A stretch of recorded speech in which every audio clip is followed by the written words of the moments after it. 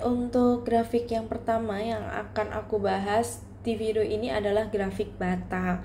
Nah, di video sebelumnya aku udah nge-spill dikit-dikit ya terkait dengan grafik batang. Untuk grafik batang sendiri sesuai dengan namanya pastinya, yakni bentuk batang. Nah, untuk bentuk batangnya itu bisa aja vertikal, bisa aja horizontal. Kalau horizontal dia untuk batangnya dia akan berjejer mendatar, sedangkan untuk vertikal dia akan berjejer secara menurun, yakni secara vertikal. Nah, lalu biasanya di sini itu ada yang namanya sumbu X dan ada sumbu Y. Untuk sumbu X dia biasanya kategori, untuk sumbu Y dia rentang nilai. Tapi ini tidak pasti juga karena bisa aja sebaliknya. Seperti contohnya misalnya di sini untuk yang diagram batang atau grafik batang yang horizontal. Nah, untuk yang horizontal ini kan dia untuk sumbu Y-nya pasti nilai. Sedangkan untuk yang vertikal di sini dia sumbu X-nya berupa nilai. Jadi dia bisa dibalik, nggak mesti yang X harus nilai, yang X harus kategori. Nah, itu belum tentu. Oke, misalnya aku punya data bentuk tabel. Untuk ekstrakurikuler, dia punya bulu tangkis, basket, voli, atletik, dan renang. Lalu untuk datanya, aku punya data kelas 7A dan kelas 7B. Kalau misalnya kita lihat, data bentuk tabel memang sebenarnya sudah ringkas. Sudah enak dipandang, sudah bisa dicerna, lebih mudah dicerna.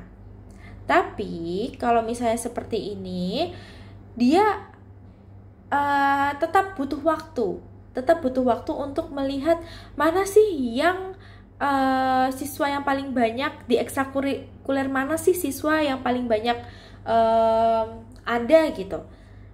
Jadi dia masih ada proses untuk menarik kesimpulan tersebut. Terus misalnya kalian pengen nih selisih terjauh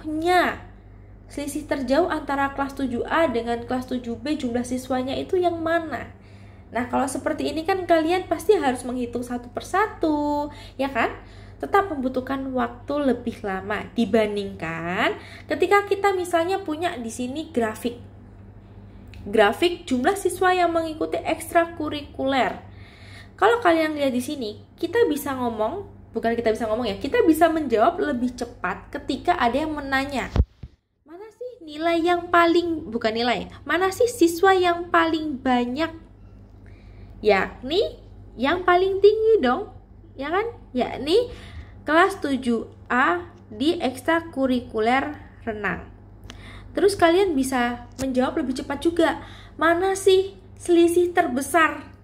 Nah, selisih terbesar antara kelas 7A dengan 7B di suatu ekstrakurikuler. Ternyata ada di ekstrakurikuler atletik nih. Kalian bisa ngelihat kan di sini selisihnya sangatlah curam. Sangatlah tinggi perbedaannya dibandingkan dengan data yang lain. Jadi di sini itu kalau misalnya kalian ditanya tentang mana sih siswa yang paling banyak, mana sih selisihnya? Kalian kalau lihat diagram